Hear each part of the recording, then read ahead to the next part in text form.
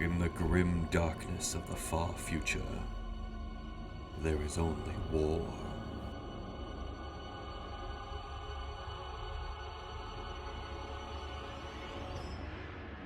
Hey guys, King Jeff here. Welcome to my first ever professionally produced quote-unquote YouTube video. I don't plan on making many videos like this, but I felt an incessant urge to make this one in particular. I made this video in collaboration with Alexander Amethyst, and I'm joined today by none other than Raven SPCR. Even if you don't care much for Warhammer, you may be interested in sticking around to see what this is all about.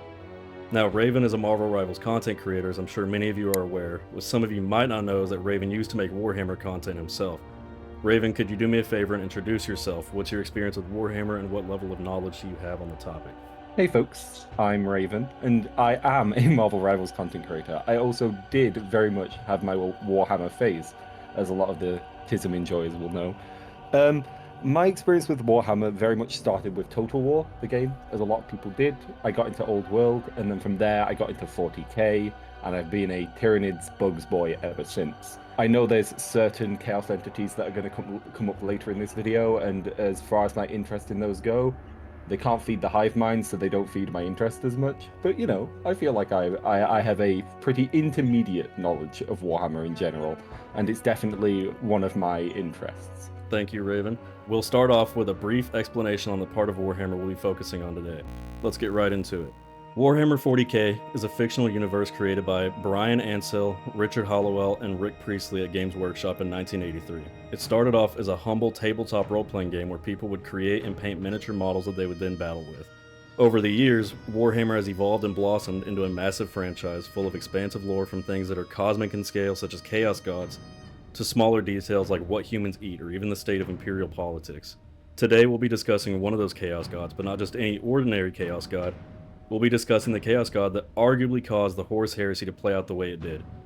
Some even claim that this chaos god is the only true god. Today we'll be discussing none other than Tzeentch, the chaos god of change. He is also known as the Changer of Ways, the Great Conspirator, and the Architect of Fate, to name a few of his 1,000 epithets. Tzeentch, as established, is the chaos god of change. For those who aren't quite sure what that means, this hypothetical should sum up Tzeentch's whole gimmick. Imagine you're some lowly imperial citizen. Your life sucks, in some way similar to your peers. Now imagine it's much worse for you. Specifically, perhaps you work in one of the corpse starch factories. You find yourself leading a life with no purpose, and you're losing faith in the God Emperor. You're desperate for change, and you're willing to do just about anything to make your life better. Tzeentch will reach out and offer you the change you crave. He'll show you what he can do to change your life, and it'll be everything your heart desires. Love and admiration for you among your peers, a successful career, or maybe even a position as a senior military official. Tzeentch will show you all your wishes coming true and your dreams being realized, and will tell you that your perfect world can be all yours to claim if you just follow him. But there's a catch. Once you accept that deal and become one of his followers, he twists your body, your mind, and your soul. His promises were all half-truths at best and outright lies at worst. He may make you a senior military official, sure, but not for the Imperium like you hoped. No, he'll make you a leader among his cannon fodder ranks, although this assumes that you're even remotely valuable to him as a soul. Oftentimes, he won't even present himself to you. He's likely to simply manipulate you without you even knowing. Your life will suddenly be better, but you don't even realize your actions are playing right into one of his schemes. Your life is steadily improving, but your soul has already been damned to serve Tzeentch. The worst part? You have no idea it's happening. Once you do realize what's happening, it'll already be too late. His scheme is complete, and your soul is getting sent straight to the warp where it belongs. One of the worst things that can happen to someone in Warhammer is falling to chaos, and it doesn't matter which chaos god, they all lie to you. Tzeentch, however, his lies are carefully constructed and difficult to conquer. You'll see his lies for what they are, you will have every reason to not trust it, and you still can't help yourself. In spite of seeing through his lies, you will also see everything your heart desires. The realm of Tzeentch is drastically different from every other chaos realm. Being the god of change entails many physical changes, not only to himself, but also to his surroundings and everything under his control. Mortal minds and souls cannot comprehend or withstand being inside the realm of Tzeentch. It's a twisted, grotesque maze of ever-shifting grounds and skies. Mortals that find themselves within this realm tend to die remarkably quick from just being overwhelmed by the madness. Tzeentch has full control over this realm and can do anything he pleases. Yes, that's the perfect description of Tzeentch King. He's not just a liar, he's a manipulator and a gaslighter, all of the things your ex might have been. The whole point is that you will see the trap he's setting in front of you, but it's so perfectly tailored, you can't help but resist walking into it. Or maybe he wanted you to see that trap because the trap is somewhere else. He is an enigma wrapped in a box of lies and mystery that you'll never quite crack. He promises change for something better that never quite materializes. It's why he's so dangerous compared to somebody like Khorne, who might just try to bonk you on the head or challenge you to a battle to the death. Tzeentch won't do that. He'll tell you he's going to fight you and then stab you in the back. A great example to give an idea of what this realm could look like in its raw form are the purple and blue locations you find yourself in during many campaign and operation missions inside the game Warhammer 40,000 Space Marine 2. The Chaos forces that you fight in this game are members of the Thousand Sons Traitor Space Marine Legion and spawns of Tzeentch. Many of his spawn in the expanded lore, though many don't appear in Space Marine 2, are creatures with excess numbers of arms or legs or tentacles. Some even have extra heads, and some resemble stingrays that fly through the air. However, there's one particular example I'd like to mention. There exists a chapter of Space Marines called the Soul Drinkers. I'm not going to dive into their expanded lore today, though it is interesting, so maybe another time. They had a chapter master transform into a giant spider by the name of Sarpedon. Here's a picture of him now. Now, I know what you're probably thinking. Where's the twist? Why am I still here? What's so crazy about any of this? For context, a few days ago we had a movie night in the Discord server and we were watching the 2009 kids movie Coraline. While watching the movie, as a dedicated Warhammer fan, I couldn't help but notice the consistent nods to Warhammer and it bugged me. So how does Warhammer tie into Coraline? Am I reading too much into this movie or am I crazy? You can let me know in the comments what you think, because I'm not entirely sure.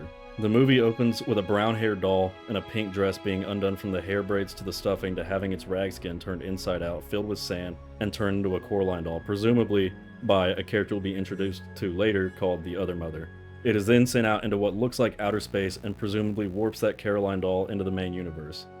This is similar to how Chaos Gods in Warhammer are oftentimes depicted sending their armies from the warp into the material realm. When we cut to the main universe, we find Mr. Babinski on top of Coraline's new home, presumably doing warm-ups after the Other Mother creates the Coraline doll and sends it to the main universe. He's then interrupted by the Joneses family car honking their horn, and he proceeds to express his annoyance and anger at the car before wrapping up his presumed warm-up routine and hopping off the roof.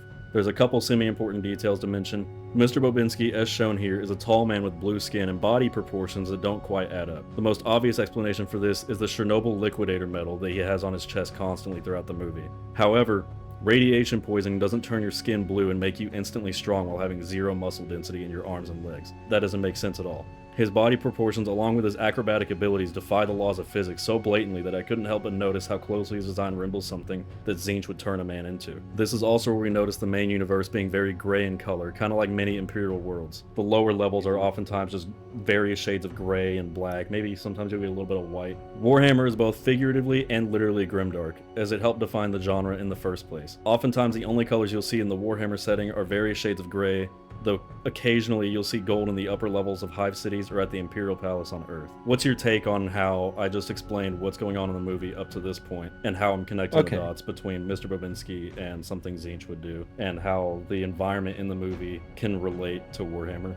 I mean, you are once again totally right. Earth, or Terra, is often a miserable place in the Warhammer universe. It all is. Whether it's hive cities laden with endless amounts of poverty and crime and war, you've hit the nail on the head, King. I mean, Earth or Terra in Warhammer and most of the Imperial's planets are the worst version of what you could imagine today, at times 10. To get yourself into that sort of headspace, think of the worst possible scenario and times it by 50, and that's probably a fraction of what the Warhammer universe is. But seeing it all laid out like this, the color theory, Mr. Babinski suffering almost Tzeentchian-style corruption, it's all compelling and definitely something I'd like to hear more of as you dive deeper into your theories. Eventually in the movie, this weird cat appears, and for now, it's just a normal cat, but he has a strange gravitation towards Coraline. This will be very important later. We see YB appear for the first time as Coraline is searching for a secret well, and he's wearing this weird mask that's never really explained. It doesn't appear to serve much of a purpose for the story beyond just illustrating what a weird kid YB is, and the mask itself is not too far off from the face of a servitor or a tech priest, as shown here. It's different enough you can easily dismiss this if you so desire, but it's also close enough you can see the connection. After the brief introduction to YB, we find out that the secret well Coraline is looking for is surrounded by a circle of mushrooms that Coraline is in the center of, so she quickly moves out of the way. According to YB, it's a well that's so deep that if you fell to the bottom and looked up, you'd see a sky full of stars in the middle of the day. We don't really get an explanation on what he means by this, but if it's as deep as I'm thinking, he may be implying it could be either a metaphor for death, or the other possibility I can think of is that maybe this well could have also been how the Coraline doll presumably got into the main universe in the first place, as it did get sent into the stars. I was just going to say there is something connected to Tzeentch called the Well of Eternity, and the idea is it's a well that's infinitely deep and filled with infinite amounts of magic within the 40k universe, and it's at the center of the warp itself. Oftentimes, chaos forces tend to slip into the material realm through strange figurative doorways. Wybie is surprised that the Jones family was allowed to move into the Pink Palace by his grandmother, as she has historically refused to rent it out to people with kids. When asked to elaborate on this by Coraline, Wybie says he's not allowed to talk about it and immediately changes the subject by introducing himself by name. We transition to another scene and we get a glimpse of Coraline's home life. We witness that the outside of the home isn't the only thing that's gloomy and devoid of color, but the inside of the home as well, due to Coraline's parents being rather neglectful of the kid, which unfortunately leads to the kid not exactly being a herald of positivity or kindness herself. Coraline, I don't have time for you right now, and you still have unpacking to do. Lots of unpacking. That sounds exciting. This is all setting the groundwork for the bulk of my answer, so bear with me while we inch closer and closer. What are your thoughts so far, Raven? King, you're building a really strong case. It's all about the foundation for corruption. Coraline is isolated, bored, and feels unseen. She's the perfect target. Her soul is practically screaming for otherworldly intervention. Later, Melinda Jones gives the Coraline doll we saw in the intro to the real Coraline, and as it turns out, Wybie wrapped it in newspaper and left it for her on the front porch of the Pink Palace. He also apparently found it in his grandmother's trunk of her car. This doll can easily be described as a tool used by Tzeentch to grab someone's attention. The doll is later explained in the movie as a means of spying on the lives of the other mother's victims to help set up a trap by finding out everything they could ever want and promising just that, which ultimately results in the demise of any children that interact with it. It's weird enough to grab your attention, but not so weird you freak out and burn it. At one point in the movie, Coraline is seen practically begging for attention from her parents. They're both way too busy, so she resorts to being annoying and makes the door to her dad's office creak over and over and over again. In an attempt to get Coraline to go away so that he can work, Charlie Jones tells her to explore the house, count the doors, windows, and to also list everything that's blue for some reason. Weird that he would specify blue of all things. The house is mostly gray, so if he wants her to be busy for a while and leave him alone, you'd think he would tell her to just count everything that's gray, black, or white. Blue just seems like an oddly specific detail. Coraline sets the doll down on the table next to the box full of snow globes. It cuts to the same camera angle a few seconds later, and suddenly, it appears. We then see it lying on the floor on the other side of the living room, which very coincidentally happens to be where the door to the other universe is located. It's very clear this doll either has a mind of its own or is being controlled by someone or something. Coraline begs Melinda Jones to open the other door. She relents and goes to look for a key. She opens up the drawer full of rusty, dirty keys, and yet we get no hint of the black button key for the square door until it suddenly appears beneath some of the other keys. One thing to note is that it's far thicker than the other keys, and it's not like the drawer is filled to the brim with other keys concealing it, so its sudden appearance is weird. The other door is uncovered by Melinda Jones with a musical cue focusing on the Coraline doll, but once this other door is unlocked, all that is revealed is a brick wall. It's explained as it getting closed up when construction workers were dividing the house. Coraline goes to sleep for the night after dinner, and this is where we first find a tank, the main catalyst of the whole theory. It's easy to miss as it's shrouded in darkness, but the blue raggedy squid is consumed by light, so if you look there, you'll find the tank next to it. No sign of an insignia, however, due to the darkness. As Coraline is sleeping, the scene slowly fades to the other door opening itself, spawning paper mice in a spinning motion in the center of the brick wall concealing the other universe. When Coraline opens the other door, that is when it is officially confirmed that it's not just a brick wall behind it, but a purple-blue tunnel leading directly to the other universe, slowly revealing the other side of the tunnel, which shows the main door, as in the door that leads to the main universe. After noticing the change, Coraline smells something in the kitchen, which leads to us being introduced to Other Mother. The other kitchen being far more polished and stylized in warm, inviting colors, the other kitchen appears to have also been built at least semi-recently, as opposed to the main kitchen, which appears more decayed and utilitarian versus the very deliberately stylized other kitchen. This one's a pretty big indicator as well. The main colors you'll see associated with Tzeentch and his forces are various shades of blue, purple, and pink. So the fact that the doorway opens up to a blue and purple tunnel that leads to a world where everything appears to be drastically better is kind of hard to ignore for the video. This is probably a good time to mention this. In Warhammer, people use the warp, or the Chaos Realm, to travel vast distances in a very short amount of time. Traveling through the warp comes with dangers though. Staring into the warp will drive normal people to madness and either turn them or kill them. The way people achieve warp travel is by using navigators. Navigators are individuals who, as Psykers, possess the ability to, with the help of the Emperor's Golden Throne, navigate through the warp. When they do this, all windows on board the ship are sealed with blast doors, and while the Psyker navigates, the entire ship is under a mental assault by the demons within the warp. Regular people are not capable of surviving warp travel alone without the assistance of navigators. However, there also exist individuals who possess zero psychic ability, which makes them immune to the effects of warp travel and immune to chaos corruption. I like where you're going with this, King. Just a fun tidbit for you. People in Warhammer that nullify the effects of the warp and psychers around them are known as blanks. After finding the other kitchen and the other mother, we find out that she has button eyes, in spite of otherwise appearing entirely human, giving a vague hint of something rotten underneath all the whimsy. Coraline catches on to the inherently disturbing nature of a human with button eyes. You're not my mother. My mother doesn't have Buttons? Though it's quickly forgotten as she fetches Other Father for dinner. We are introduced to Other Father playing the piano, where we see the room, instead of being filled with boxes full of junk, a basic lamp, and a stone cold floor, we see it clean, warm, and again stylized. The highest stacked thing in there being records and a violin. After pointing out that Charlie Jones can't play piano, Other Father states that the piano plays him instead, almost like a puppet. He and the piano then proceed to go into a roughly 30-second musical number about how great Coraline is. The other universe, seemingly to cater to Coraline specifically, is further highlighted in the dinner scene, and several points beyond the initial introduction to the other universe. This just further reinforces my theory. Tzeentch will do this exact same thing to corrupt people. He will show you what your life could be like if you just follow him. Coraline ends up going to sleep around this time, and the scene fades from the other bedroom to the main bedroom without an apparent explanation. This would imply that it was all a dream, if not for the poison oak rash from earlier being healed.